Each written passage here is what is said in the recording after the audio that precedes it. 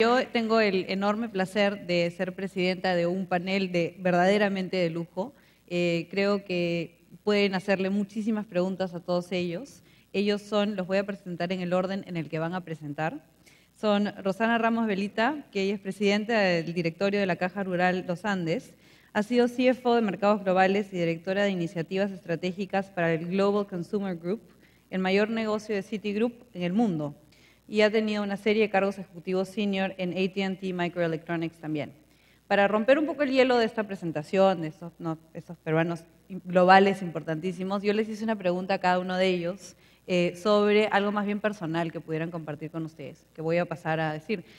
Una de las cosas que nos contó Rosana es que ella viene de Ica y que es fan del pisco, en particular del Torontel. Espero que alguno de ustedes comparta. Ella nos va a presentar primero, seguida por Carla Chaman, que es la oficial principal de comunicaciones del Fondo Monetario Internacional desde el 2010 y está encargada de todas las relaciones institucionales entre el fondo y las organizaciones de la sociedad civil a nivel mundial. Ella vive en Washington. Es graduada de la Facultad de Ciencias de Comunicación de la Universidad de Lima y becada por la Fundación Fulbright. Carla combinó una maestría en políticas públicas en la Universidad de Georgetown y sigue viviendo en Washington. Y digamos, una de las consecuencias de no vivir en el Perú, de vivir fuera hace 12 años, es que extraña muchísimo la comida peruana, que no es igual fuera del Perú, a pesar de estarse internacionalizando. Y por último, como dicen, last but not least, tenemos a Gonzalo Vegaso. Él es vicepresidente ejecutivo del grupo AGE a cargo de Administración y Finanzas, Operación y Finanzas. El grupo AGE es un grupo peruano que está en más de 22 países en mercados emergentes.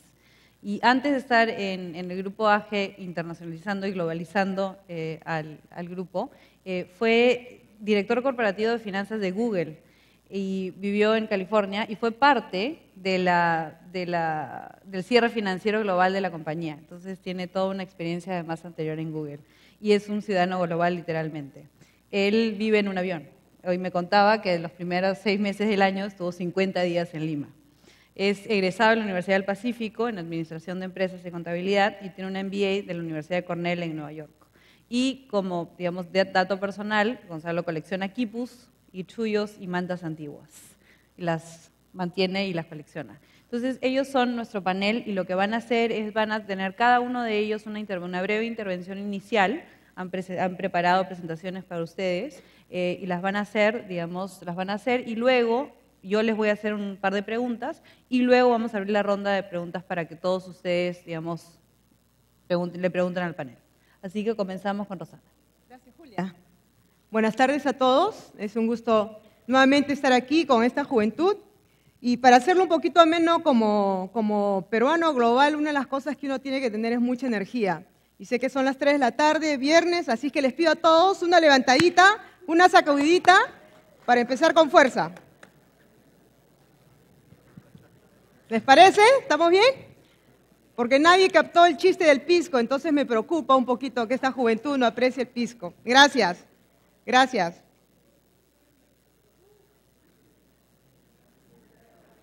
Necesitan un poquito más que ejercicio, creo, ¿eh? Un poquito de café hoy día.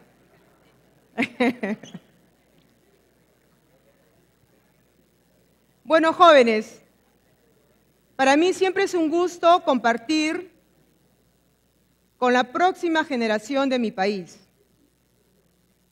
con ustedes, a quienes les toca la responsabilidad de consolidar este gran ciclo económico que vivimos, que ustedes viven, para poder resolver temas muy importantes en nuestro país. A mí, sobre todo, personalmente, me preocupa el poder cerrar las brechas de desigualdad económica y reducir la pobreza, erradicarla de nuestro país de una vez por todas. Y en este tema, y lo que me han pedido también esta vez, es compartir con ustedes una travesía personal de lo que es pasar por el mundo y, en mi caso, regresar a mi país, porque al final sé quién soy. Y más que mostrarles las cosas que he hecho, que se definen como éxito profesional, creo que esta vez los quiero dejar con algunas preguntas. Y la pregunta más importante que yo pienso me ha dirigido en la vida para poder llegar a donde he llegado, en las buenas trayectorias y en países y situaciones que de verdad en mi infancia, en Ica, ¿quién es de Ica? A ver, quiero levantar, muy bien, excelente. No me las imaginaba y que ahora son parte de mi vida. Una de las preguntas que para mí son más importantes y que creo que ahora más en este mundo global es, ¿quién soy? ¿Cuál es mi identidad? Y ese es el tema, o una pequeña reseña que quiero compartir con ustedes. En este mundo tan global, ¿cuál es nuestra identidad? ¿Quién soy? Y no solo es la parte étnica o de género, sino también nuestros valores. Porque ustedes que ya están enfrentando grandes oportunidades y están en muy buenos centros educativos superiores y el mundo comienza a abrirse a sus pies, una de las recomendaciones que yo les puedo dar en mi experiencia es que siempre se pregunten quién soy y por qué estoy haciendo lo que estoy haciendo. Y esto lo quiero recopilar o contarles un poquito de mi caso o esta travesía personal. A ver. A través de mi vida académica y personal, yo, terminando el colegio en Ica, en el Colegio San José, de ahí de Ica fui a estudiar de frente, ahí está Huacachina, a la Universidad de North Dakota, que es uno de los estados más fríos de Estados Unidos. Tuve la gran oportunidad de obtener una beca del Institute of International Education, que es también parte de la Fulbright, que Carla conoce muy bien. Yo no sabía que hacía tanto frío en North Dakota. En Ica era de las niñas que mejor hablaba en inglés, pero cuando llegué ahí estaba como ese personaje de la película A su madre, en donde yo juraba que hablaba bien inglés y no entendía realmente nada. Creo que a muchos de nosotros nos ha pasado eso, cuando sales de tu país y de pronto vives, sobre todo en el caso de una experiencia académica. A los 18 años, estudiar en una universidad tan lejos de mi país. Y ustedes todos han escuchado muchas veces, ya me imagino, de que en nuestra época la vida era muy diferente. Era casi imposible comunicarme con mis papás en Ica, o era demasiado caro dentro de mi presupuesto estudiante. Pero sin embargo, uno tenía que seguir luchándola y demostrar quién somos, qué podemos hacer los peruanos. Y en North Dakota estudié ingeniería electrónica, lo cual me llevó hacia Pensilvania. Aquí he saltado un poquito. Trabajé como ingeniero electrónico, 5 años en AT&T, y ahora todo el mundo sabe lo que es un chip. Todos ustedes han cambiado su chip en sus celulares. Bueno, en mi época las estábamos inventando. Me acuerdo que mis papás me fueron a visitar y creo que nadie sabía ni lo que era un chip. Bueno, poca gente en el mundo sabía lo que era eso. Y a través de esa experiencia en ingeniería, comencé a desarrollar lo que también sabía era parte de mi persona, de mi identidad, que era la parte de negocios. Y tuve la gran suerte de encontrarme con profesores, con catedráticos, con mentors. Y eso también les recomiendo a ustedes. Y uno de ellos me recomendó un MBA. Todo el mundo aquí sabe lo que es un MBA ahora, ¿verdad? ¿No? ¿Un MBA? Bueno, en mi época muy pocos. No veo muchos que levanten la mano. No sé si todavía es falta de café o me sorprendería. Muy bien, muy bien, muy bien. Ok, están despiertos, excelente. Bueno, yo tuve la gran suerte de encontrar a este profesor, o tuve esta guía, que me hablara de un MBA, que me abriera esas puertas, y también de yo darme cuenta que además de la parte tecnológica, de la parte de los números, tenía otros intereses, que eran los negocios, las finanzas. Y postulé a The Wharton School, que también me imagino todos ustedes conocen, una de las escuelas de negocios más prestigiosas del mundo, tal vez la mejor. Y de verdad para mí eso fue un gran reto, ingresar a esa universidad. Y lo hice. En Wharton me especialicé en finanzas, lo cual me llevó rápidamente, por supuesto, a Nueva York. Vivo en Nueva York desde hace más de 20 años, desde cuando me gradué de Wharton, y he hecho toda mi carrera en Wall Street. Primero como banquero de inversión, en mercados de capitales, privatizaciones, emisiones de acciones a nivel internacional, y luego en Citigroup, en donde llegué a ser tal vez uno de los ejecutivos más senior en la parte de finanzas en el departamento, en el grupo más importante de Citigroup. Eso me llevó, en muchas de estas transacciones, a hacer negocios en diferentes partes del mundo. Tuve responsabilidades en Japón, en reestructuraciones de carteras importantes, de consumer finance. En Londres, todas las transacciones de colocaciones de acciones, emisiones de bonos en mercados internacionales. En París, donde hice parte de mi MBA y pude también aprender otro idioma más, el francés. Y eso me dio una idea, o le pude realmente dar vuelta al mundo corporativo, por lo menos de lo que era importante para mí. Y me volví a hacer esa misma pregunta de quién soy. Y llegando ya a un momento, en cierta carrera, en cierto nivel, cierta edad, me volví a preguntar esa misma pregunta: ¿quién soy y por qué estoy haciendo esto? Y para mí, como peruano, como peruana, creo que uno de nuestros valores o parte de nuestra identidad es que estamos conscientes de que si tenemos oportunidades, y ustedes la tienen, si tenemos privilegio, y en mi caso yo lo sé muy bien, porque he tenido este tipo de oportunidades, privilegio viene con responsabilidad. Y en mi caso fue la decisión de regresar de alguna manera al Perú y de trasladar o utilizar todo ese conocimiento, todo ese know-how, expertise, todas esas palabras que ahora todos utilizamos, para poder hacer algo en mi país que vaya de la mano con mis valores, con mi identidad. Y por eso decidí empezar una función de microfinanzas. Y lo mío es ser banquero, eso es quien soy, ser tecnólogo, entiendo la tecnología desde cuando era pequeñita. Y decidimos con un grupo de inversionistas adquirir una caja rural basada en Puno, Caja Los Andes.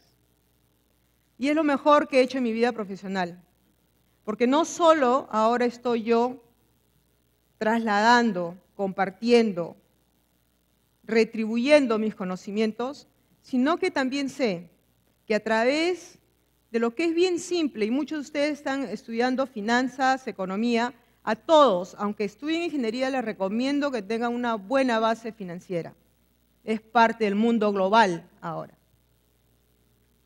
Es que realmente llevar capital productivo a la base de la pirámide es uno de los factores ya probados mundialmente para reducir la pobreza.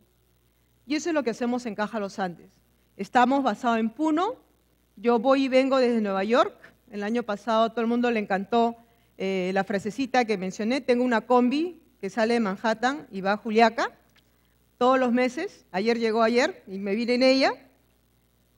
Y es realmente un trabajo no solamente financiero, y los que estén utilizando o estudiando finanzas saben que en Perú tenemos un gran sistema muy transparente y regulado.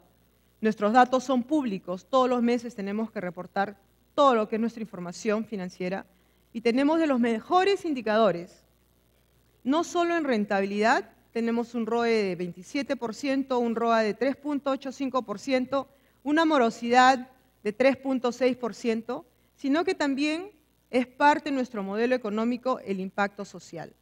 Y lo hacemos de varias maneras. Primeramente con nuestros puntos de atención. Tenemos más de casi 50 puntos de atención solo en Puno. Estamos también en Ayacucho, estamos entrando en Chivay, la parte rural de Arequipa, igualmente en la parte rural de Cusco, en Sicuani y en Espinar.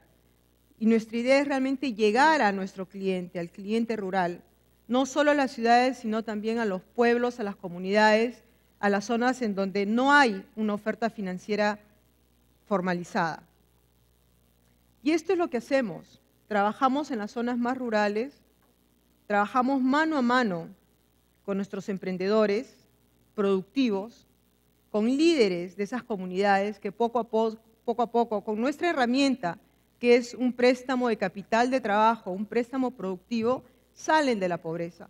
Esto no es caridad, esto no es un favor, somos muy competitivos, Caja Los Andes es un banco y por eso tenemos una alta rentabilidad y lo manejamos de esa forma. Pero realmente nuestro enfoque es saber que es nuestra responsabilidad tratar a nuestro cliente de una manera muy, muy responsable, porque sí sabemos, porque también lo medimos, que la mayoría de nuestros clientes todavía viven en altos grados de pobreza. Este es un grupo de microahorristas, por ejemplo, en una comunidad muy lejos de Puno. Y este es el tipo de trabajo que estamos haciendo. ¿Y por qué les menciono esto? Les menciono esto porque para mí ha sido como un círculo de salir de Ica, tener grandes oportunidades académicas, profesionales, conocer el mundo de las finanzas, tener oportunidades de trabajar con grandes líderes a nivel mundial. Pero vuelvo al punto inicial. ¿Quién soy y por quién estoy haciendo esto? ¿Por qué lo estoy haciendo? Y ser muy consciente de dónde vienes. Nosotros como peruanos, no sé las estadísticas exactas, pero creo que todos, tal vez 99%, todos venimos de orígenes andinos, de orígenes rurales. Y ya es el momento de que todos como peruanos tengamos la misma oportunidad. Yo soy una persona empresa, esto no es asistencialismo, no hay nadie del gobierno aquí, ¿verdad? Ya, muy bien. Esto es simplemente un modelo de negocios en donde tú puedas traer una solución financiera que erradiques la pobreza y también tengas un negocio altamente rentable. Ese es mi ejemplo, mi corta historia, mi travesía. Muchas gracias. Julia. Muchísimas gracias por esa muy inspiradora experiencia de vida. Ahora le vamos a pedir a Carla que suba a darnos la suya. Hemos tenido un pequeño inconveniente con el timer, así que vamos a hacer un timer manual, pero para tratar de que todos estemos a tiempo y sobre todo que ustedes puedan hacer preguntas, que creo que es lo que todos queremos. Entonces, Carla, gracias. Si alguien del comité organizador me avisa a los 5, a los 3 y al 1. Exacto. Bueno, buenas tardes. Estoy muy contenta de estar con ustedes el día de hoy. Llegué hace 2 días de Washington, donde resido con mi esposo y mi hijo. Y claro, los días previos a estar acá con ustedes estaba sumamente contenta, muy emocionada. El honor que tenía, se lo dije a Gonzalo en un par de ocasiones, el honor de estar conversando con ustedes. Pero también debo de confesar que me sentí, que tuve sentimientos encontrados, y no necesariamente porque extrañe mi país o porque sienta nostalgia, sino por una experiencia personal muy, muy concreta. Un amigo mío, al que quiero mucho, quise mucho, fallecía hace un par de días y yo llegué justo el día posterior a que él falleció. Y esta experiencia personal me permitió, aunque dolorosa, empezar a pensar, ¿no?, la dicotomía y hasta cierto punto los dilemas que nosotros vivimos todos los días. Por un lado, feliz, contenta de estar con ustedes, contar y hablar acerca de sus sueños, sus planes que tienen. Y por el otro lado, pensar en el legado de aquellos que no están con nosotros, de aquellos que pudieron haber o no terminado sus sueños, ¿no? Entonces, el día de hoy quiero conversar y partir el mensaje para ustedes acerca de esta dicotomía al cual todos, absolutamente todos, nos enfrentamos cada día de nuestra vida. Y ese es el símbolo de la dicotomía, ¿no? Dos aspectos que son separados, divididos, generalmente de manera opuesta. Y son esas dicotomías, y algunas veces que se convierten en dilemas, las que guían nuestra vida. Dicotomías entre el deber ser y el querer ser, entre ser global y ser local, entre la disciplina y el relajo, entre la pasión y la obligación, entre seguir las reglas y romperlas. Y esas son las dicotomías que ustedes enfrentan todos los días. Ahora bien, estas dicotomías existen o coexisten en la misma dimensión, pero de manera diferente. Las magnitudes son diferentes y parecen como que no se pueden encontrar, ¿no? Querer ser versus deber ser. Yo quiero esto, ¿qué debo de hacer? Yo cuando era chica quería ser actriz, ¿no? Todos los sueños de las chiquitas, en mi época, estoy hablando de hace escasamente 4 años, cuando yo era muy chiquita, quería ser artista, ¿no? Pero claro, el tema es, ¿debo de serlo? ¿Qué es lo que mi país necesita? ¿Dónde me voy a sentir bien? ¿No? Y ustedes ustedes ahora tienen un rol muy importante. A ustedes les llaman la generación Y, la generación Y, o la generación del milenio, ¿verdad? La generación mía, que también es la Y, por si acaso, la de Gonzalo es la X, y la de mis padres, los boomers, ¿no es cierto? Los baby boomers. Pero en la generación Y, que son ustedes, yo quiero acuñar un nuevo término. Y me permito el día de hoy de llamarlos a ustedes la generación T. La generación T de transición. La gran transición que el país necesita y que ustedes están en la obligación de poder ayudar a su país a poder moverse, trascender del estado en el que estamos a un estado mejor. Llámese un estado mejor de desarrollo económico, como bien señalaba Rosana, un tema de consolidación económica, de inclusión social, de mayor equidad. Bien, entonces, como estamos hablando entre amigos, ¿no es cierto?, de la misma generación, permítame un poquito hablar acerca de este concepto de peruanos globales de la generación T, y quiero enfocar el día de hoy en 3 aspectos que yo considero fundamentales para que ustedes, que a propósito ya son globales, y ahora les voy a contar por qué, cuáles son esos 3 elementos, 3 conceptos que considero fundamentales para poder ser realmente, genuinamente un peruano o peruana global. Son adaptación, aspiración e inspiración. Entonces, vamos a ver cómo nos va ahora con el tema de adaptación, que es la primera parte que quiero conversar con ustedes, ¿no? Esa soy yo cuando tenía 5 años. Perdón, tengo que cambiar el título, no soy peruana global, soy peruanita local, ¿no? 5 años, y a los 5 años yo ya era rebelde, muy independiente. A los 5 años decidí irme de casa. Esa es la primera historia que les quiero contar, y no de los 5 años, sino cuando tuve 25 años y decidí irme de casa. Había ganado la beca Fulbright, tenía que irme a vivir a Estados Unidos, un país que, digamos, yo no conocía mucho, no había salido a conocerlo, y a los 25 años decidí salir de mi casa.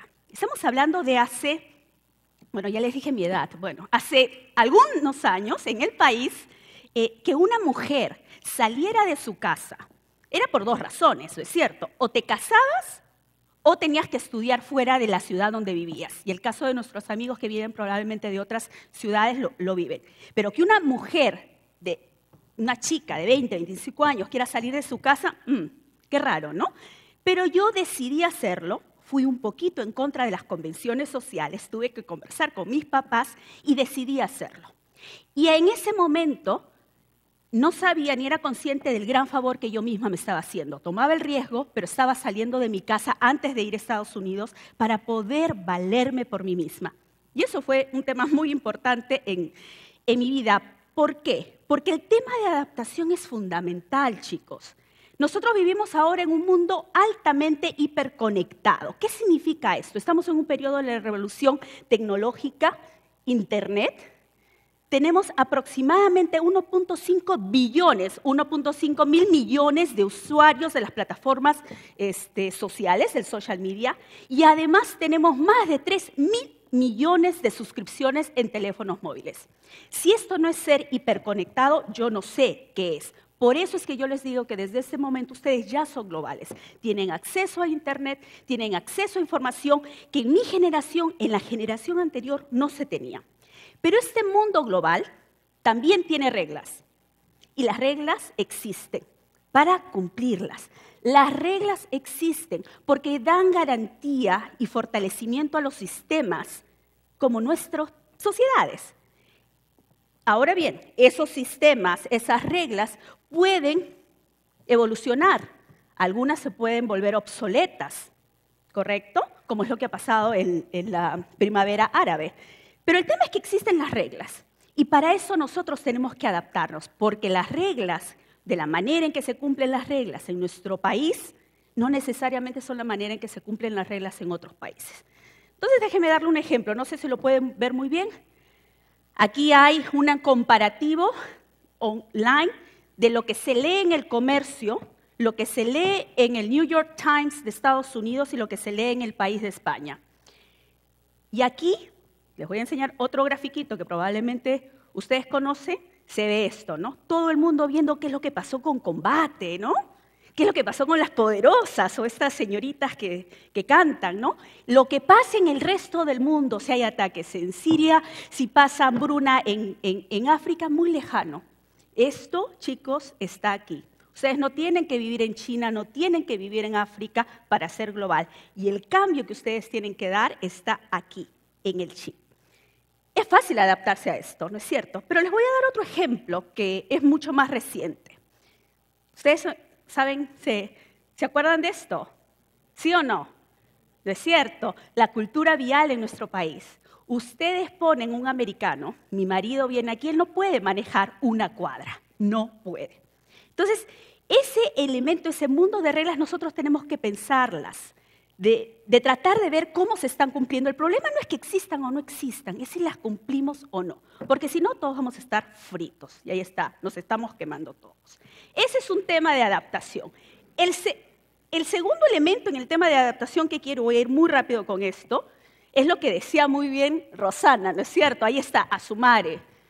Todo el tema, ¿se acuerdan de cuando va y habla? Porque para mí fue muy difícil. Chicos, ustedes tienen que estudiar idiomas.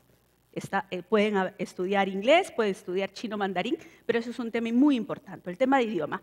Otro elemento clave en adaptación es la humildad. Cuando yo llegué a Estados Unidos, con el dinero justo, tuve que empezar a trabajar como practicante, a sacar fotocopias, a engrapar papeles. Esa es la humildad, porque después, más adelante, ustedes van a ver cómo esos elementos forman el carácter y forman la disposición de trabajo en diferentes instituciones. Diversidad, elemento fundamental en el tema de la adaptación. Diversidad religiosa, diversidad de orientación sexual, diversidad en muchos aspectos. Entonces, siempre tienen ustedes que mirar alrededor cómo ustedes están viendo estos temas de diversidad, porque en organismos internacionales como el que yo estoy trabajando y en el que he trabajado, Banco Mundial, Banco Interamericano de Desarrollo, hay respeto y tolerancia, pero además se celebra y se promueve. Ahora paso al segundo tema, que es el tema de aspiración. Y esa es mi segunda historia el día de hoy. Y acá en aspiración no es otra cosa que soñar y aspirar a alto. Y es la historia como entré al Banco Mundial. Yo había llegado a Estados Unidos con el dinero justo, segundo año de la maestría, no tenía el dinero para pagar la universidad. Entonces ahí otra vez la dicotomía, ¿me quedo y la lucho o me regreso a Perú porque ya no me queda otra opción? Y decidí lucharla. Durante 4 meses, chicos, torturé al que después fue mi jefe. Durante cada semana le mandaba mi currículum con una nota referente a lo que está ocurriendo a nivel mundial, a lo que está ocurriendo a nivel de desarrollo. El pobre hombre, después de 4 meses, lo que dijo es, bueno, ya vente porque ya me tienes hasta acá, ¿no? Voy, hago la entrevista en mi broken English, porque mi inglés era de a su madre, ¿no es cierto? Wushi, wushi, wushi. Pero aparentemente lo que le enseñé, ¿no? Había trabajado en apoyo con Gonzalo, había trabajado en el sector público. Dijo, es interesante. Me trajo a otra persona, me entrevistó. Y otra persona, 3 personas. Al final, yo emocionada, digo, excelente, no me fue tan mal. Sí, ¿sabes qué? Excelente, pero no hay puestos para ti. Ni modo. Al final del día, para mí, si alguien no me va a dar la posibilidad de trabajo, será porque no hay puestos de trabajo o por cualquier otra razón, pero nunca porque no dependa de mí. 2 días después recibí la llamada telefónica del que se convertiría en mi jefe, Paul Mitchell, ofreciéndome un puesto de trabajo. Yo, feliz, venía con 7 años de trabajo en apoyo, coordinadora de proyectos. La posición era de un practicante. ¿Cómo creen ustedes que me sentí? ¿No tienen idea? ¿Cómo creen que me puedo haber sentido? ¿Mal? No, me sentí muy agradecida. Muy agradecida, porque esa es la actitud para que ustedes puedan avanzar en la vida. ¿Okay? Esa es la historia que tenía que contarles del Banco Mundial. En temas de aspiraciones, no temerles al fracaso. Si a ustedes no se les da una oportunidad, no esperen que el mundo se las dé. Ustedes la tienen que crear. No temer a aspirar alto. Aquí no hay de que marcarían tuvo la culpa, el árbitro nos robó el partido. No se pasen, pues, chicos, ¿no? Aquí tú sueñas en grande, trabajas en grande. Perseverar, fundamental, 4 meses para conseguirme un puestito un superpuesto de practicante. Y nosotros somos los únicos responsables de nuestros éxitos y los fracasos. La familia, los valores que les den ustedes sus padres, las universidades, todo lo demás son factores externos, pero ustedes son aquellos que van a cumplir los sueños que ustedes tengan. Bien, y con eso termino. Inspiración. Y antes de contarles esa historia, muy cortita, en temas de inspiración, ¿qué veo yo? Veo que ustedes, como yo, deben de amar lo que hacen. No vayan por el qué dirán, no vayan por lo que está de moda y lo que es hot. No, amen lo que hagan, sientan la pasión por hacer las cosas. Y si no lo encuentran, sigan buscando, sigan buscando. Ustedes van a poder crear esas oportunidades. Acuérdense de esa dicotomía nuevamente, ¿verdad? Entre lo que uno quiere hacer y lo que debe de hacer. Nunca se rindan. Ustedes se van a caer una vez, se van a caer una segunda y una tercera vez. Nadie les garantiza a ustedes que nunca se van a caer. El problema no es ese, el problema es cómo ustedes se paran, se sacuden el polvo y siguen caminando. ¿Ok? Sigan sus sueños. Ahora les voy a contar un poquito de eso. Nunca olviden sus raíces. No puedo estar más de acuerdo con Rosana con el tema de identidad y el tema de sus raíces. ¿Quiénes son? ¿De dónde vienen sus padres? ¿De dónde vienen sus abuelos? ¿Y hacia dónde quieren ir? El tema de quiénes son es la esencia del ser humano. Nunca lo olviden. Estén donde estén, arriba, siendo presidentes, o abajo, siendo zapateros. Al menos eso es lo que a mí mi familia me enseñó, ¿no? Y finalmente, la vida es muy corta para desperdiciarla. Yo les contaba acerca de este caso de este amigo mío, pero en fin, piensen en eso. Ahora yo soy encargada de comunicaciones para el Fondo Monetario Internacional y tengo la gran fortuna de tener 2 aspectos, esta dicotomía entre lo que amo, el amor por mi país, la pasión por mi trabajo y la responsabilidad y la obligación de representar a una institución tan relevante como es el Fondo Monetario Internacional. Y estoy encargada de poder llevar la imagen del fondo en la región, especialmente en Perú. Entonces, nuevamente, la dicotomía entre el querer ser y el deber ser, ese puente que interconecta ambos mundos, ustedes están en la responsabilidad de creárselos a ustedes mismos. Nadie más lo va a hacer por ustedes. Y para terminar esta dicotomía, tenemos aquí a Carla hace 5 años, ¿no es cierto? El querer ser, el tener sueños, ilusiones, y la Carla de ahora, una mujer un poco más madura, pero con los mismos sueños y con las mismas ilusiones. El tema de la búsqueda interna es fundamental y que ustedes respeten sus valores, sus creencias, pero también sus sueños, les va a marcar, créanme, el futuro hacia dónde van a ir. Y yo inicié la presentación con el tema del legado y voy a terminarlo también con el legado. Un legado porque esa pasión, ese amor y ese tratar de converger estos 2 aspectos de una dicotomía, en el caso mío, no sé, ¿cuántos de ustedes acá son padres, madres? Levanten la mano. Ok, mi generación, no tanto la suya, pero cuando ustedes los tengan van a entender que su principal legado es el legado que le van a dejar a los hijos. No cuando ustedes mueran, no cuando ustedes se vayan, sino desde el día de hoy. Ese es mi hijo Julius, que tiene también 5 años. Sean rebeldes, vayan contra la corriente, efectivamente, y respeten las reglas. Es su responsabilidad. Ustedes son la generación de hoy día y también la de mañana. Muchas gracias. Gracias, Carla, por esa súper inspiradora presentación. Y ahora le damos el piso a Gonzalo para que nos cuente su experiencia como peruano global. Ok, gracias. Hola chicos, ¿qué tal? ¿Cómo están? Soy Gonzalo Vegaso. Tremendos mensajes, ¿no? ¿Ahora qué digo yo? Uno empieza ya muriéndose de miedo, ¿no? Encima cuando vienen 2 mujeres con tanta energía, peor todavía. Pero bueno, vamos a contar una historia bastante rápida, espero, pero que ojalá les llene algo, ¿no? Empezamos por contar que cuando me invitaron a este CAE, agarré y dije, bien, 5.º CAE en el que estoy y siempre viniendo con la misma pasión con las mismas ganas de conocerlos, con las mismas ganas de darles un mensaje. Y cuando empecé a pensar en el tema del peruano global, empecé a pensar en el lugar en donde trabajo. Y no empecé a pensar en mí, sino empecé a pensar en los muchos peruanos que en este momento están conquistando el mundo trabajando para AGE. Nosotros somos una compañía de 12.000 personas, 5.000 de los cuales están en Asia. Entonces, y más o menos nos estamos creyendo este cuento de ser una compañía global, porque tenemos una misión que es que en el año 2020 estemos entre las top 20 compañías del mundo por el valor de nuestras marcas. Y es una misión muy difícil.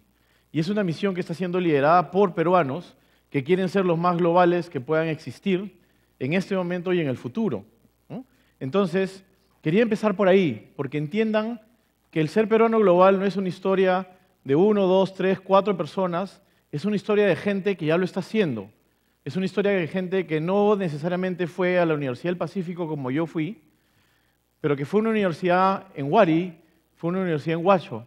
¿Okay? Y estoy hablando de dos de mis compañeros, uno es el gerente general de AGE en India y el otro es el gerente general de AGE en Tailandia. Esa gente es peruana global. Y ahora voy a empezar a contarles un poquito de las historias que vemos. Nos empezamos a creer que somos una compañía global y que somos peruanos globales cuando Big Cola, una bebida totalmente peruana, 100% peruana, es la cuarta bebida más tomada en el mundo. Primero es Coca-Cola, segundo es Pepsi-Cola, tercero es Dr. Pepper y la cuarta es peruana y es Big Cola. ¿Okay? Entonces, quería que sepan eso. Y también quería comentarles este rollo global cuando vemos qué es lo que está haciendo esta compañía, ¿no? Nosotros ya estamos en todos los países de Latinoamérica, en casi todos, nos falta Chile, Argentina y algunos por ahí, y en varios países de Asia. Y cuando empezamos a pensar en la globalidad del peruano, también pensamos en este tema, ¿no? Que es que cada uno de nosotros ha empezado a entender el mundo y las implicancias que eso tiene, entender el mundo. Tu mundo ya no es Perú. Y ustedes, que son gente muy inteligente, les quiero mostrar un ejemplo de lo que nosotros llamamos la democratización de los mercados. Lo que ustedes ven ahí son los consumos per cápita de los países en donde operamos y algunos países en donde no operamos, pero quiero poner el punto acá. Nosotros revisamos esta data todo el tiempo porque queremos entender la globalidad de nuestro negocio. Y ahí ustedes ven de que existen mercados maduros, como por ejemplo los gringos, que consumen alrededor de 350 litros de gaseosa al año. O sea, prácticamente 1 litro por día, ¿no? Y vamos a la derecha, a los mercados un poquito más pequeños, como el peruano, por ejemplo, que consume alrededor de 80, 90 litros de bebida por año, ¿no? Entonces, si yo no pienso en la globalidad de esto, pues simplemente no voy a entender lo grande que puede ser un mercado. Y podemos acá mostrar, por ejemplo, que México consume alrededor de 370 y tantos litros, ¿okay? Siendo el mercado más grande del mundo. Entonces, este es el tipo de data que nosotros analizamos para poder entender la globalidad de nuestras acciones. Y les quiero contar una historia, la historia de un agua que ustedes conocen, que es el agua cielo. El agua en el cual hace tan solo 10 años, pues había un mercado muy pequeñito en el Perú.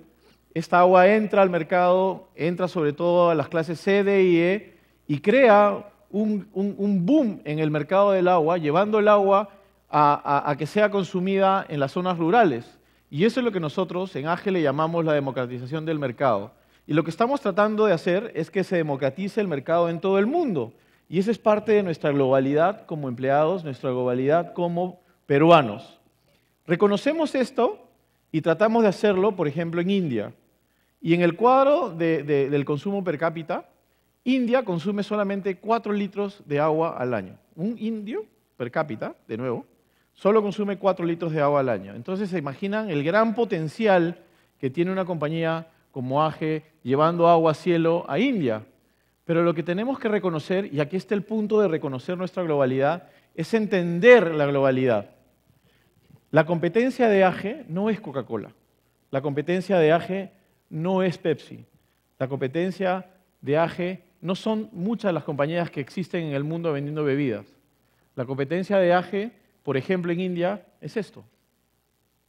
AGE va a la base de la pirámide. AGE trata de entrar a la base de la pirámide donde por lo general no existen grandes camiones que llegan con sus jabas de cerveza, sus jabas de gaseosa. Son lugares en donde tú tienes que distribuir en moto o en triciclo. ¿Okay? Lugares donde está la mayor cantidad de la población mundial.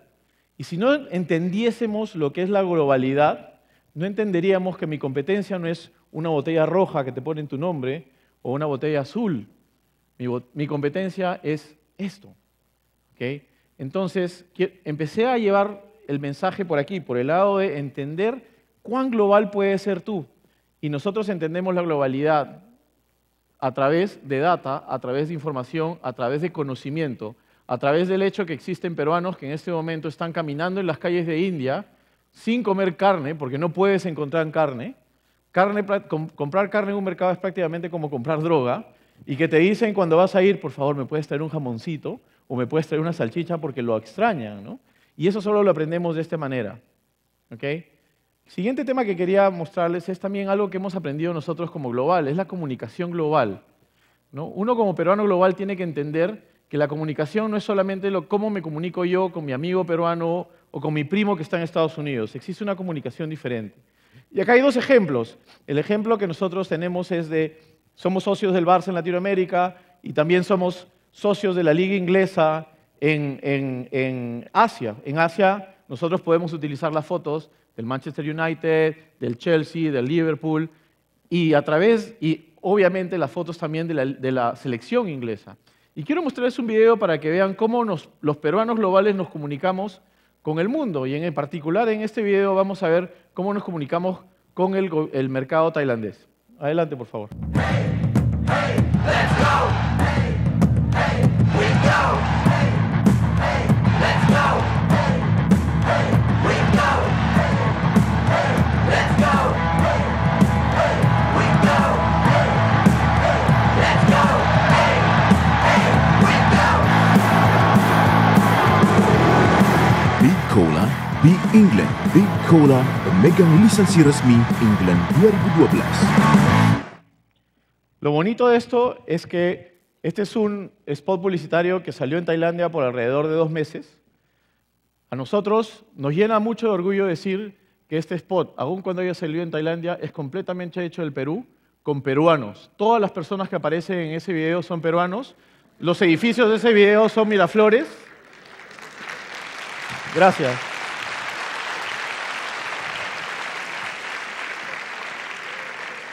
Y el estadio que aparece ahí es el estadio de la Universidad de la UNI. Ahora, ¿por qué hacemos esas cosas, no? ¿Por qué hacemos esas cosas? Primero, porque nos creemos la historia de que podemos ser globales desde el Perú. Segundo, porque me cuesta muchísimo menos hacerlo en Perú que hacerlo en Asia. Y tercero, porque entendemos qué es lo que ellos viven, qué es lo que ellos entienden, ¿no? Entonces, lo que quiero dejarles ahora es el hecho de que parece medio publicherry lo que he hecho hablando de AGE, pero quería hacerlo no por hablar de AGE, sino para que entiendan que para que uno llegue a ser un peruano global hay mucha chamba. Hacer lo que estamos haciendo nosotros implica un trabajo de 25 años donde la familia Ñaños empieza a entender lo que es este negocio y empieza a aventurarse, empieza a irse a diferentes países, empiezan con Venezuela, luego México, abren en Tailandia y ahora estamos en 22 países, ¿no? Entonces, lo que nosotros queremos es que cada día más gente o peruanos globales trabajen con nosotros. Y uno de esos peruanos globales fui yo. Y yo empiezo a entender qué es lo que me hace tan global como para haber sido reclutado por AGE. Yo venía de trabajar en una de las empresas en donde todo el mundo te dice, wow, tremenda empresa, ¿no? Y esta empresa era Google. Y en Google tenía muchos... vamos a darle un clic más. Tuve varios roles, pero el último rol que tuve en Google fue de director de finanzas. Y como tal, trabajaba con gente multicultural.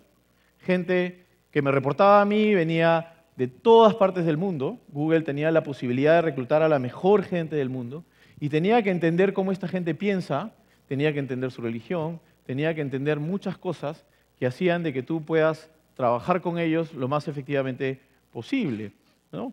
A su vez, en Google empieza la parte de mi vida en donde me convierto en un ciudadano del mundo en el sentido de que tenía una oficina en 7 países, tenía gente que me reportaba en todos esos lugares y ya el tipo de conversación no es la misma, el tipo de sentimiento no es el mismo. A veces tú como gerente en el Perú Probablemente puedas manejar a tu equipo a través de la amistad, a través de un chiste, a través de mantenernos todos contentos y alegres.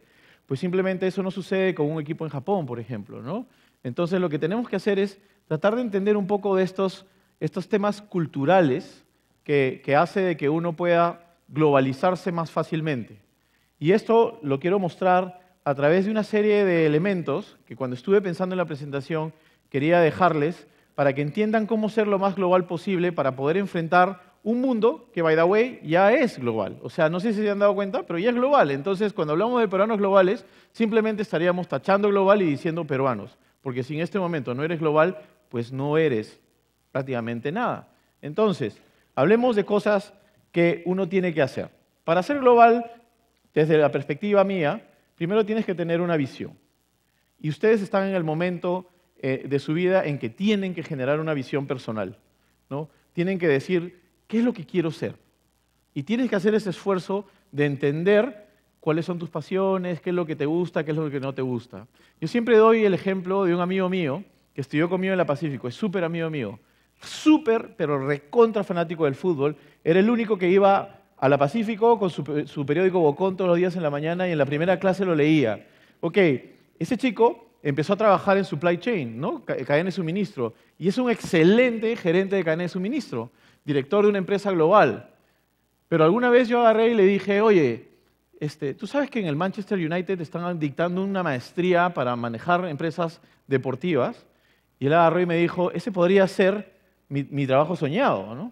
Y bueno, yo pude influenciar a que él empiece a entrar, hizo la maestría y ahora trabaja para el Manchester United. Entonces, imagínense la pasión con la que ese chico va a trabajar todos los días. Se vuelve loco todos los días contando las grandes historias que hay. Es el trabajo soñado. Eso tienen que ustedes hacerlo, no cuando ya están en sus 30 o 40 años, tienen que hacerlo en este momento. Es el momento en el cual ustedes pueden tomar riesgos, es el momento en el cual ustedes, o muchos de ustedes de repente viven con sus padres, es el momento en el cual no tienen que pagar renta, no tienen que pagar colegio, como el resto de nosotros que ya tenemos hijos, ¿no? Entonces, empecemos por ahí. Y pensemos también que en esa visión global lo que necesitamos, es ciertos elementos, ¿no? Habilidades que nosotros tenemos que tener de arranque para que esa visión se pueda ejecutar. La primera es, como dijimos, y todos creo que lo tenemos clarísimo, es el inglés. Ese es el primero. Si no le echas a eso, no te va a funcionar muchas cosas, no vas a poder ser global. Okay, podemos estudiar varios idiomas. Yo en particular diría el inglés porque me parece que es uno del que más se usa a nivel global. Entonces, si tú hablas inglés, ya lo hiciste. Si no lo hablas, preocúpate. Empieza a entrar a clases para hablarlo. Ahora, no necesariamente tienes que hablarlo perfecto. Lo puedes hablar como Tarzán o como estamos hablando ahora de la película A su madre, ¿no? Entonces, el punto es que te puedas comunicar y que te puedan entender y que puedas tener una conversación inteligente con la persona que te está escuchando. El siguiente punto para mí, dentro de las habilidades globales, es entender que somos únicos. Entender que nosotros traemos algo que no tienen los demás. Sobre todo en el aspecto, por ejemplo, de los que hemos vivido mucho tiempo en Estados Unidos. Una de las cosas buenas de los peruanos es que estamos expuestos a muchos trabajos a la vez. Es decir, cuando tú entras a una empresa peruana, por ejemplo, a trabajar, tienes que hacer de todo. Desde sacar fotocopias hasta pagar un cheque, hasta de repente hacer varias cosas a la vez, lo que comúnmente se llama ponerse varios sombreros, ¿no? Bueno, cuando tú llegas a corporaciones muy grandes, pues ellos tratan de ser más especialistas, ¿no? Y tratan de hacer 2 o 3 cosas nada más. Entonces, eso hace que los peruanos seamos un poquito diferentes y entendamos qué es lo que traemos nosotros de diferencia cuando enfrentamos nuestro viaje global. ¿Qué tengo yo que no tiene el que está afuera? De repente tienes algo que es muy difícil de replicar. Explota eso que te hace único. Otro punto, y lo hemos tocado antes, es el tema de la diversidad. Yo siempre digo, por mi background en temas de tecnología, que la diversidad es el motor de la innovación. ¿Por qué? Porque cuando tienes 2 personas de background diferente y esas personas discuten, conversan, pues salen mejores ideas que cuando se juntan 2 personas igualitas. ¿Okay? Entonces el punto es que tenemos que abrazar la diversidad. Y diversidad implica muchas cosas. Implica religión, sexo, todo lo que pueda ser diverso es bueno. Entonces estemos dispuestos a abrazar la diversidad porque van a salir mejores ideas de eso. ¿Okay? Siguiente punto, networking. Networking, tienes que empezar a hablar con la gente y empezar a conectarte. Si no te conectas, si eres tímido, haz el esfuerzo de hacerlo. La típica del peruano es que es demasiado argollero. ¿no? Ustedes van a una fiesta y lo primero que hacen es tratar de encontrar dónde está su grupo de amigos. Y ves a tu grupo de amigos allá y de frente, te vas donde tus amigos y entras a la argolla. ¿Ok? Lo que tenemos que empezar a hacer es no hacer eso. ¿Por qué? Porque a tus amigos ya conoces hasta qué cepillo de dientes tienen. ¿Ok? Tienes que empezar a conocer otra gente que te va a permitir abrir otras puertas. Y estoy seguro que ustedes están sentados acá y muchos de ustedes no conocen quién está al costado, o el que está atrás, o el que está adelante. Date la oportunidad de hablar con esa gente, porque de repente, dentro de 2 años, esa persona va a tener una idea de negocio y te va a decir, oye, seamos socios. ¿Ok? Hagamos ese esfuerzo. El peruano por lo general no lo hace. La gente muy exitosa, la gente que tiene grandes negocios, tiene esto como una de sus habilidades principales. Dejemos los miedos de qué dirán, esas son tonterías, ya no estamos en esas épocas. Simplemente preséntate, di soy Gonzalo, hago esto, te quiero conocer, ¿tú quién eres? Y empieza la conversación. De repente las chicas te van a decir, oye, ¿este pata qué le pasa? ¿No? Pero tú, mándate. Y las chicas mantengan su línea, porque también si le hablan a un chico, de repente el chico va a decir, esta chica quiere conmigo, y eso no se trata tampoco, ¿no? Entonces seamos muy prudentes, pero conversemos con la gente, ¿ok? Conectémonos. Siguiente, perseverancia, lo han dicho mis compañeras, más claro que el agua, ellas lo han tenido han tenido ejemplos de vida muy importantes. Creatividad, eso es lógico. Tienes que ser creativo, pero tampoco no tan creativo, sobre todo cuando existen reglas, cuando existen líneas muy marcadas, ¿no? Busca esa creatividad. La creatividad es lo que está diferenciando a profesionales unos de otros, ¿ok? Siguiente punto, velocidad. Eso en este mundo, sobre todo, y más con tanta tecnología, es vital. Yo les aseguro que cuando Mark Zuckerberg inventó Facebook, habían 3 personas más que habían pensado en eso, no solo los gemelos que después lo demandaron, ¿ok? Pero ¿quién ganó? El que lo hizo más rápido. ¿Y quién fue? Mark, ¿ok? Entonces, tenemos que tener esa reacción hacia la velocidad. Si no lo hacemos velozmente, alguien más lo va a hacer, por más de que sea la idea generadora de una compañía que valga $5 billones, ¿ok? Siguiente punto, adopta tecnologías rápidamente. Las tecnologías vienen y van. Miren, de repente ustedes por la generación no conocían cómo era el primer iPod, ¿no? Yo tuve el primer iPod con la ruedita. De hecho, la vez pasada le dije a mi hijo, ¿tú sabes cómo eran los televisores antes? Tenías que hacerlo así, crack, crack, crack, crack, crack, crack. Y mi hijo me dice, como el iPod. Y le digo, no. Entonces, entendamos eso y entendámoslo desde la perspectiva corporativa, ¿ok? En la perspectiva corporativa tienes que empezar a consumir tecnología porque eso es velocidad. Si no lo haces, te quedas. 2 puntos más. Punto muy importante. No necesitas un traje para ser serio en los negocios, ¿ok? El mundo va a ser un mundo mucho más importante cuando estas corbatas y estos sacos se tiren y la gente empiece a valorar a las personas por sus ideas, por lo que tiene acá, ¿ok? Yo moriría por ir todos los días a trabajar en un jean y una camiseta. Lo hice mucho tiempo en Google y extraño mucho eso. Lamentablemente por mi trabajo tengo que ir con mi disfraz todos los días, pero la forma como yo me rebelo contra eso es a través de mis medias. A mí siempre me dan a ver con medias de colores. Siempre, ¿ok?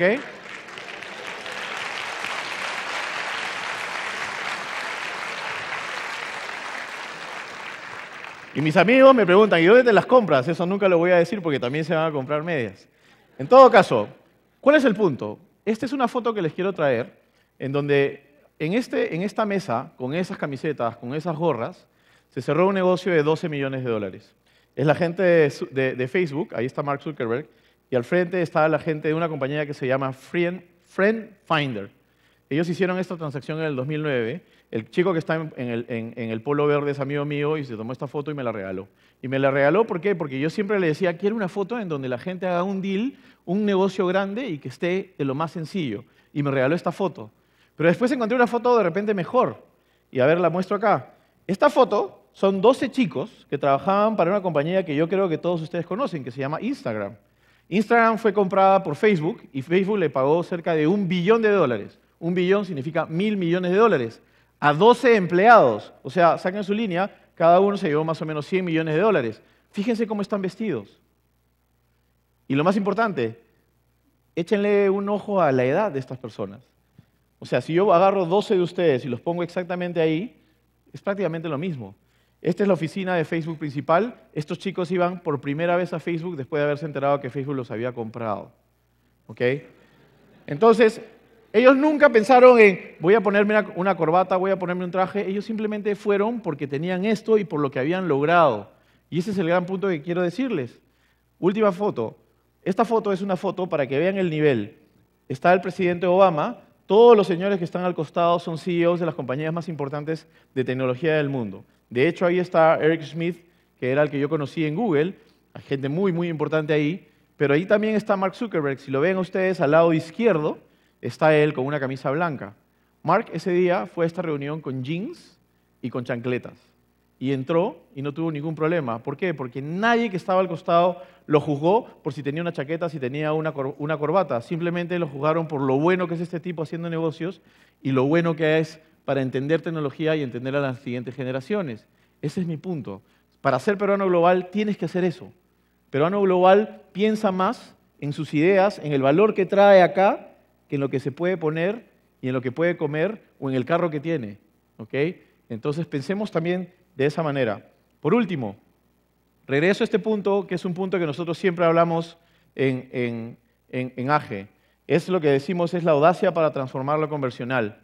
Lo convencional para mí, aun cuando ahora les han contado de que yo fui a la Universidad del Pacífico y después estudié mi maestría en la Universidad de Cornell en Nueva York, lo convencional para mí hubiera sido de repente decirles que antes yo estudié en un colegio bueno, un colegio de clase media. Bueno, yo estudié en Loroya, yo estudié en el medio de los Andes y ahí viví 15 años, ¿no? Entonces, mi punto ahí es que a través de mi carrera, pues simplemente empecé a tocar las puertas que debí tocar basado en una visión. En algún momento tuve a un buen mentor que fue mi padre, que me dijo, tienes que pensar de una vez en qué vas a hacer, porque no puedes ser futbolista, no puedes ser esto, no, tienes que ser algo. Y ahí me di cuenta que lo que a mí me apasionaba mucho era la tecnología. Y empecé a trabajar en temas de tecnología y me llevó a trabajar en Google. Pero cuando ya estaba en Google y quería regresar a Perú, me di cuenta que mi verdadera pasión no era necesariamente la tecnología, sino era el Perú. ¿Y por qué me di cuenta de eso? Porque simplemente yo soy un ávido lector de temas de historia, colecciono chillos, colecciono chullos, mantas, quipus, y me comencé a dar cuenta que a través del Grupo AGE yo podría transformar lo convencional, que es dejar de pensar que un peruano puede liderar una compañía a que sea una de las compañías top 20 en el mundo. Lo que estamos haciendo nosotros es que no solamente un peruano lo está haciendo como yo, sino que somos más de 6.000 peruanos que están pensando en ese sueño global. Gracias.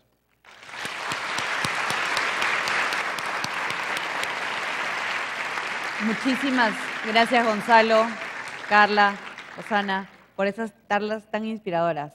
Yo tenía que hacerles un par de preguntas a cada uno, pero en realidad creo que, dado el tiempo que nos queda, es mejor que ustedes les hagan preguntas a ellos directamente. Me imagino que están llenos de preguntas. No le preguntan a Gonzalo dónde compra sus medias porque no les va a decir. Pero más allá de eso, por favor, siéntanse en libertad de preguntar lo que quieran. Les pediría son preguntas a micro abierto, así que vayan levantando las manos. Wow. Y el micro aparecerá mágicamente, creo. Pero la magia no aparece. Ahí está, perfecto. Ok, perdón un segundo. Solamente antes, ya que soy la presidenta y puedo poner reglas, quisiera pedirles que las preguntas fueran lo más corta posible y fuera una pregunta. Pregúntenle a alguno o a los tres, pero una pregunta para que la mayor parte de la posibilidad de preguntas podamos hacerlas. Y comiencen con su nombre. ¿Quién eres? ¿Quién eres y de dónde vienes? ¿Cómo te llamas? Buenas tardes, mi nombre es Juan Fernando Lozano de la Universidad del Pacífico y tenía una pregunta para la señora Ramos Belit. Cuando regresó al Perú, ¿no sintió muchas trabas para poder abrir su empresa? Y bueno, ¿qué fue lo que la motivó para seguir adelante con su empresa? Gracias. Gracias. La verdad es que no. Creo que tener esta experiencia global sabía de que si bien regreso a mi país, hablo el idioma, felizmente ya no tengo que volver a aprender el idioma, aunque estoy tratando de aprender quechua y aymara y es más difícil que el inglés. Estoy como otra vez a su madre por ahí. Pero creo que es entender de que todo país emergente, toda nueva industria tiene ciertas trabas. Igual aprendí cuando tuvimos que hacer transacciones en Japón o en Brasil. Entonces realmente no, creo que tienes que ir a un nuevo país, a un nuevo mercado, entendiendo que cada uno va a ser diferente y adaptándote a las reglas de esos mercados. ¿Y qué es lo que me motiva? Yo creo que es esa pasión, para mí ya a mi edad o con mi experiencia, de saber qué es lo que quiero hacer. Y tal vez eso es lo más importante que ustedes tienen la oportunidad. Cuanto más rápido sepan quiénes son y por qué quieren llegar a donde quieran llegar, más satisfacción personal, profesional, económica van a lograr. ¿Quién sigue? Perdón. Ahí. ¿Aló? Buenas tardes, me llamo Natalie Coria y estudio en la Universidad San Ignacio de Loyola. Mi pregunta es, ¿qué tan difícil es ser competitivo dentro de una empresa con tanta diversidad y cómo poder enfrentarlo? Creo que esa pregunta es aplicable a todos. No sé si alguno de ustedes dos quiere tomarla. ¿Lo tomó? Sí, es bastante difícil. Yo creo que hay compañías que tienen algo muy importante tatuado en su ADN y es la meritocracia, ¿no? Yo he trabajado en varias compañías de tecnología y ahora en el Grupo AGE y ese es precisamente el punto por el cual una persona puede seguir subiendo en la organización. Entonces, al tener tú la meritocracia muy fuerte, implica que el que es la persona que recibe una promoción o recibe los bonos más grandes no es necesariamente el que mejor le cae al jefe o el que más conoce al dueño. En este caso es el que más hace por la compañía y el que cumple sus objetivos de una manera más eficiente, más eficaz. Entonces, cuando tú tienes una cultura organizacional que lo que trata de reclutar es a la mejor gente posible, pues por lo general tú reclutas a la gente que ya de por sí es muy competitiva. Entonces, cuando tienes demasiada gente competitiva dentro de la compañía, te puede generar un problema, porque te puede empezar a aparecer gente que se pisa el poncho, como se dice, ¿no? O gente que trata de subir pisando a los demás. Pues tienes que tener mucho cuidado en tratar de identificar a la gente muy competitiva, pero que no necesariamente pise el poncho a los demás. ¿Y cómo es que identificas a esa persona? Es la persona que cuando está en una entrevista de trabajo no dice yo todo el tiempo, sino dice mi equipo, nosotros, todos hicimos este proyecto, pero a la vez es muy competitiva.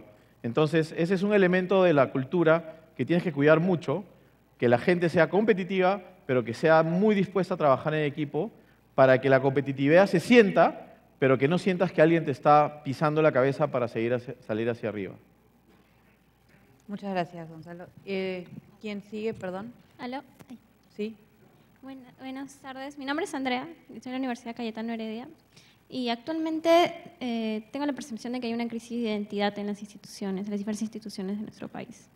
Y creo que eso se ve aún más cuando las personas que van son las que tienden a trasladarse a otros sitios. Entonces, ¿qué realmente son los elementos que debe tener una persona para lograr encontrar su identidad, tanto como peruano local y como peruano global? Carla. Yo creo que son dos caras de la misma moneda. No puede ser un peruano global, como varios hemos reiterado aquí, si es que no tienes claro y eres consciente de cuáles son tus raíces y a dónde perteneces.